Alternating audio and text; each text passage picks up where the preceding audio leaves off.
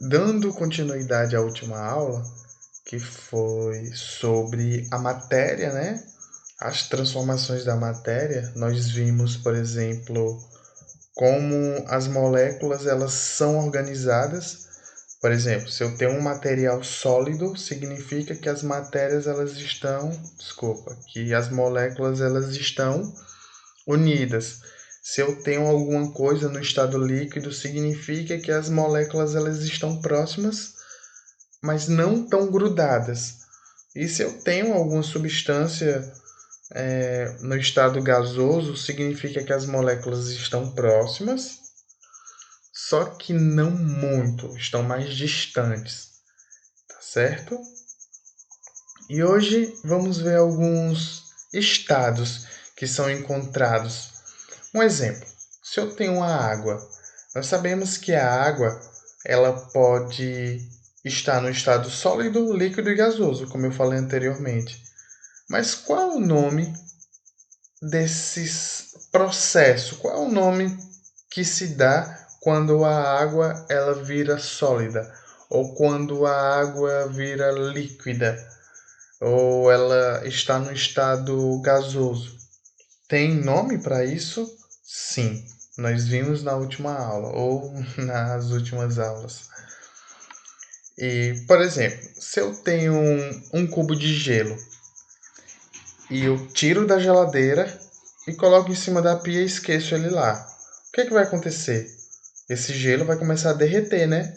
Esse processo é chamado de fusão. É quando eu tenho algo sólido e o sólido começa a derreter, entendeu? Então é fusão quando ocorre a transformação do estado sólido para o estado líquido. Agora, se eu tenho esse líquido e eu deixo ele lá, ele vai começar a evaporar, não é?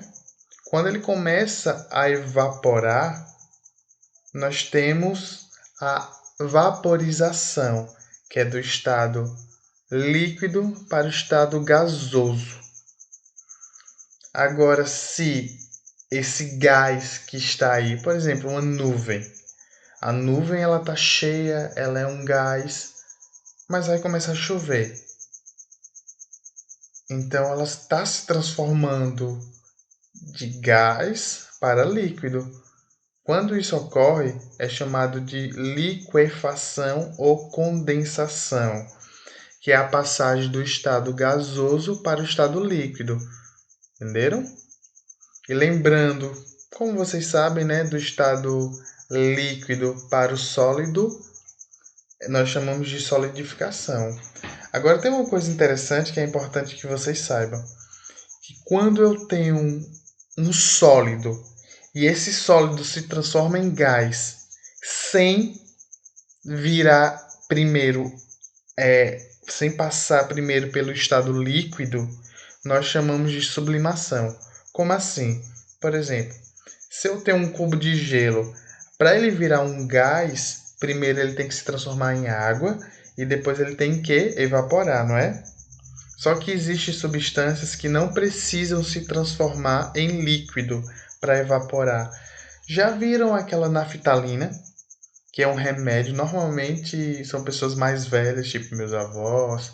Eles normalmente colocam dentro do armário para espantar barata, que é umas bolinhas branquinhas.